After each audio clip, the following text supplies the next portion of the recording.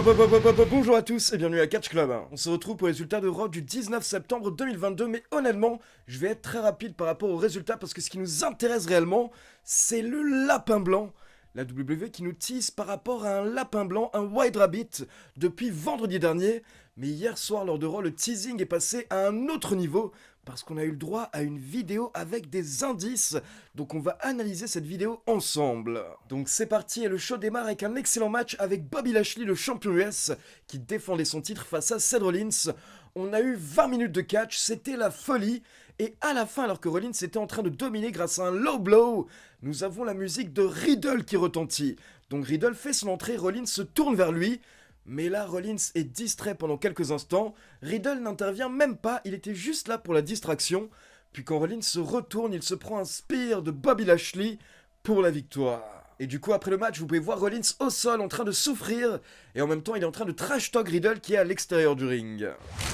Ensuite, on passe en coulisses et on voit une limousine qui arrive et vous avez Bayley, Dakota Kai et Io Sky, donc Damage Control qui sort de la limousine et on enchaîne avec une petite célébration des nouvelles championnes par équipe et de Bayley. Mais rapidement, elles sont interrompues par Bianca Belair, Asuka et Alexa Bliss. Donc là, encore une fois, ça part en trash talk et petite précision, on a Bayley qui dit à Alexa Bliss que dorénavant, elle n'est plus qu'une coquille vide par rapport à ce qu'elle était à l'époque. Donc Alexa Bliss challenge Bayley à un match et ce sera le main event du show. Ensuite, on passe en coulisses et on retrouve Austin Theory qui est en train de se préparer pour son match. Mais là, derrière Theory, on peut voir un QR code qui est affiché et au-dessus du QR code, il y a marqué « Come with me », donc viens avec moi. Et là, pour info, si vous scannez ce QR code, vous tombez sur une vidéo par rapport au lapin blanc, mais on en parlera à la fin des résultats. Ensuite, pour info, il faut savoir que lors d'une pause publicitaire, la WWE a à nouveau joué la musique White Rabbit, donc c'est le 4e soir d'affilée que la WWE joue la musique, et ensuite elle plonge l'arène dans le noir avec une lumière rouge. Puis on enchaîne avec Austin Theory qui fait son entrée pour son match face à Kevin Owens. Et quand Kevin Owens fait son entrée, Theory l'attaque sur la rampe et il le jette contre les barrières. Donc Theory tente de prendre l'avantage avant le début du match. Mais au final, ça n'a pas réellement aidé Theory car pendant le match, à la fin, on a Johnny Gargano qui sort de nulle part et qui va prendre la mallette Money in the Bank pour distraire Theory. Donc ça a permis à Kevin Owens de reprendre l'avantage et d'enchaîner Super Kick, Cannonball et Pop-Up Powerbomb pour la victoire. Et attention, après le match, Gargano monte sur le ring avec la mallette Money in the Bank pendant que Theory est allongé au sol. Et là, il laisse tomber la mallette sur les balls de Theory. Donc juste pour ajouter encore un petit peu plus d'humiliation. Ensuite, on a les Brawling Brutes, Ridge Holland et Butch qui sont venus nous faire un petit speech pour nous annoncer qu'ils vont bien battre les Usos et remporter les titres par équipe unifiée. Mais là, ils ont été interrompus par les Street Profits. Les Street Profits qui ont dit que certes, Ridge Holland et Butch ont battu 3 autres équipes vendredi dernier à SmackDown, mais ils n'ont pas encore battu les Street Profits. Donc en gros, hier soir, les Street Profits, c'était un petit peu le dernier test des Brawling Brutes. Donc on enchaîne avec un très bon match par équipe d'environ 13 minutes. Mais justement, comme les Brawling Brutes vont bientôt affronter les Usos, ils ne peuvent pas perdre à l'heure actuelle, il faut les pusher. Donc hier soir, pour info, ils ont battu les Street Profits de manière clean. Puis on passe en coulisses et on retrouve Johnny Gargano qui croise la Alpha Academy. Et là, Chad Gable n'est pas content que Gargano ait foutu la merde lors du match de son ami Theory. Et Chad Gable nous dit que si tu cherches la merde avec Theory, alors tu cherches la merde avec la Alpha Academy. Mais là, on a Kevin Owens qui rejoint Gargano pour prendre sa défense. Et il dit à la Alpha Academy que si vous cherchez la merde avec Gargano, alors vous cherchez la merde avec moi. Et du coup, Kevin Owens propose un match la semaine prochaine avec Owens et Gargano contre la Alpha Academy. Ce qui veut dire que la semaine prochaine, on aura la réunion de Panda Express. Panda Express était le nom de l'équipe que formaient Owens et Gargano à une époque sur le circuit indépendant. Ensuite, on enchaîne avec quelques petites interviews de Rey Mysterio ou encore de Judgment Day. Puis on enchaîne avec Rey Mysterio et Riddle contre Damian Priest et Finn Balor accompagnés par Rhea Ripley et Dominic Mysterio. Et là, encore une fois, on a eu des interventions pendant le match car à un moment, Riddle est à l'extérieur du ring. Et là, vous avez Rollins qui sort de nulle part pour l'attaquer. Puis Rollins va chercher une chaise.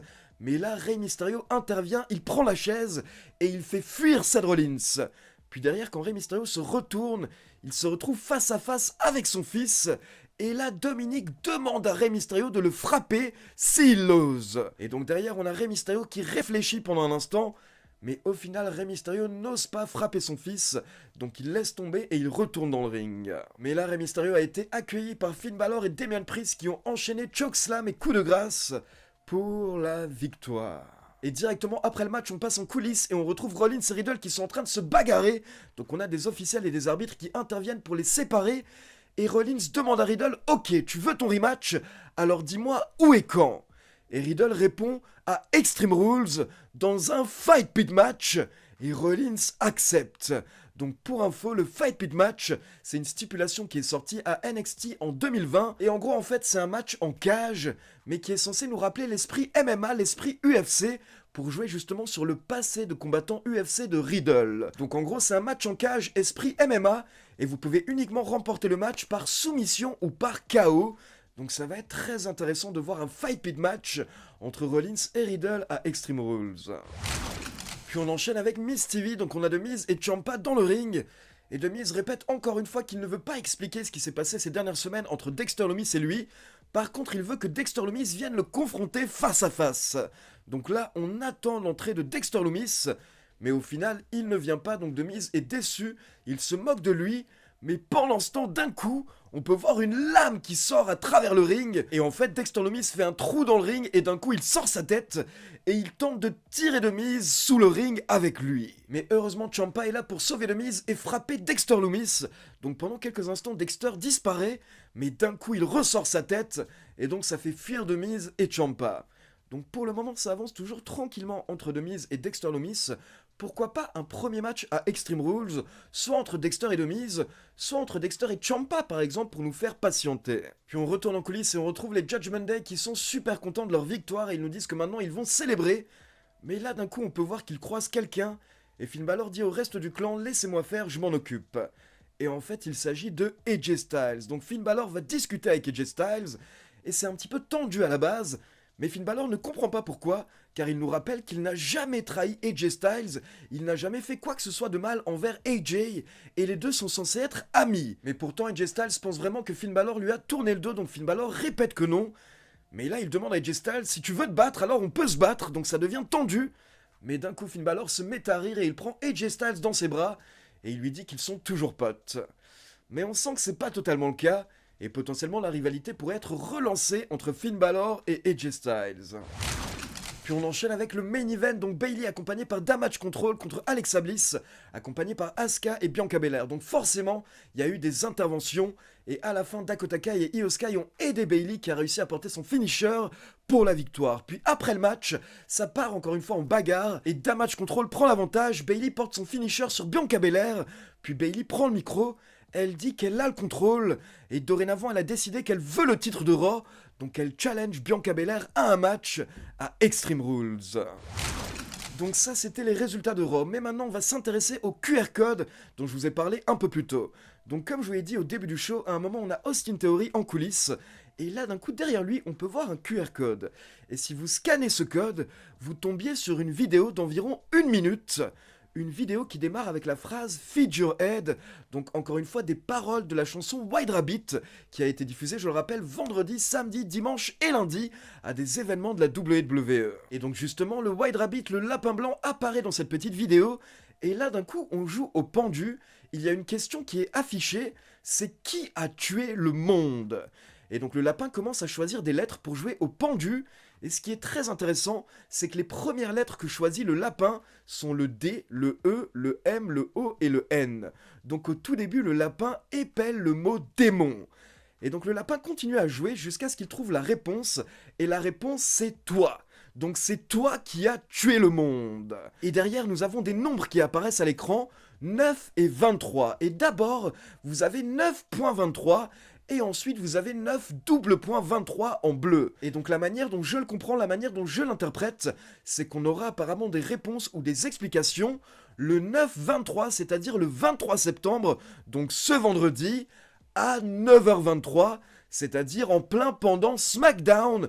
Et donc pour précision, c'est-à-dire à 3h23 heure française, dans la nuit de vendredi à samedi. Et maintenant, on va rapidement analyser tous les indices qu'on a eu depuis vendredi, et toutes les différentes théories qu'on a eues de la part des fans. Donc d'abord, par rapport à la musique White Rabbit, elle est jouée depuis vendredi, comme je vous l'ai dit, depuis vendredi pendant une pause publicitaire à SmackDown. Et en gros, White Rabbit, ça signifie lapin blanc, et donc directement ça fait penser à Ramblin' Rabbit, qui était l'une des marionnettes de Bray Wyatt au sein de la Firefly Funhouse. À côté de ça, dans les paroles de la musique White Rabbit, il y a Alice au Pays des Merveilles qui est citée. Et pour rappel, il faut également savoir qu'à l'époque, lors de la Firefly Funhouse, Bray Wyatt avait fait un petit sketch avec Alexa Bliss en mode Alice au Pays des Merveilles.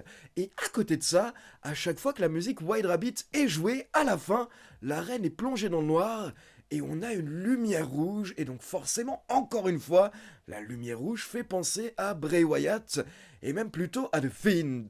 Maintenant, on voulait pas forcément trop s'emballer et c'est pour ça que tout le monde rappelait que White Rabbit était également le surnom de Karrion Kross à l'époque quand il catchait à la Lucha Underground. Donc peut-être qu'au final cette musique avait un rapport avec Karrion Kross. Et depuis on a eu de nouveaux indices donc dans cette vidéo qui est passée lundi soir qui nous font penser à Bray Wyatt mais également potentiellement à Karrion Kross. Donc déjà comme je vous l'ai dit au début le lapin épelle le mot démon et démon forcément ça fait penser à Bray Wyatt. Ensuite un peu plus tard à la fin de la vidéo on a un cercle rouge qui apparaît. Et le cercle rouge est beaucoup utilisé par Bray Wyatt ces derniers mois, et on peut même le voir dans sa bio Twitter. Par contre, dans ce cercle rouge, il y a un sablier, et le sablier, c'est le symbole de Karrion Kross. Du coup, c'est super intéressant, c'est passionnant, parce qu'on se demande tous est-ce que c'est en rapport avec Bray Wyatt, ou est-ce que c'est simplement en rapport avec Karrion Kross, ou alors est-ce que c'est en rapport avec Bray Wyatt et Karrion Kross, ou alors est-ce que ça n'a rien à voir et c'est en rapport avec James Ellsworth? Mais à côté de ça, pour info, ça ne s'est pas arrêté là car depuis, nous avons pas mal de fans qui se sont mis à analyser les anciens tweets de Bray Wyatt. Et là, ça va très loin. Par exemple, il y a quelques mois, Bray Wyatt nous avait parlé d'un lieu, Self, dans l'Arkansas, où il y a le Devil's Hole, donc littéralement le trou du diable. Et si vous cherchez ce lieu sur internet, vous tombez sur une page où il y a une description du lieu, et ce site est modéré par un modérateur qui s'appelle White Rabbit. Donc le même nom que le titre de la chanson qui est diffusée à Raw, à SmackDown et à la WWE ces derniers jours. À côté de ça, sur ce site, il y a un témoignage de quelqu'un qui nous explique où se trouve donc ce trou du diable et qu'est-ce que c'est. Et en gros, apparemment, c'est une sorte de grotte où dedans, il y a un endroit très profond où quand vous jetez des choses et que vous les reprenez, eh bien apparemment ces choses se sont fait détruire à la fin de ce trou, donc apparemment il y a quelque chose de spécial, un esprit ou un monstre au fond de ce trou, au fond de cette grotte. Et là ça devient encore plus intéressant, car cette histoire ressemble à une légende maya qui avait été citée à travers des hashtags par Bray Wyatt sur son compte Twitter. Donc là vraiment on commence à aller très très loin au niveau de l'analyse. Mais personnellement, je vous avoue que je commence à y croire. Et pour ceux qui me suivent, depuis que Bray Wyatt a été viré, je n'ai jamais cru à son retour. À chaque fois que les fans s'emballaient, je vous expliquais que malheureusement à chaque fois les gens s'emballaient pour rien et ils voyaient des indices partout qui n'avaient aucun rapport avec Bray Wyatt. Mais c'est simplement parce que énormément de fans souhaitaient le revoir. Donc ces derniers mois, je n'y croyais jamais. Mais là, c'est la première fois que j'ai l'impression que le teasing est vraiment tellement complexe qu'on est dans l'univers de Bray Wyatt. J'ai l'impression de reconnaître la touche Bray Wyatt. Maintenant, peut-être que je me trompe totalement. On aura notre réponse normalement donc le 23/9, ce vendredi à SmackDown. Mais je vous avoue que je commence à y croire. Je ne veux pas m'emballer, mais j'ai vraiment l'impression que Bray Wyatt se rapproche d'un retour. Bray Wyatt va rentrer à la maison. Et en plus, à côté de ça, on a un des designers du masque du Fiend, Kyle Scarborough, qui n'arrête pas de poster des messages bizarres sur Twitter ces derniers jours. On dirait qu'il tease également quelque chose par rapport à Bray. Donc comme je vous l'ai dit, personnellement, je veux pas m'emballer, mais j'ai vraiment l'impression que c'est Bray qui va revenir. Donc maintenant, c'est à vous. Dites-moi si vous pensez que Bray Wyatt va effectuer son retour à la WWE, et est-ce que ça va se passer ce vendredi à SmackDown. Et comme d'habitude, n'oubliez pas de liker la vidéo, de vous abonner à la chaîne et de cliquer sur la petite cloche pour être informé de la sortie des prochaines vidéos. Ciao tout le monde!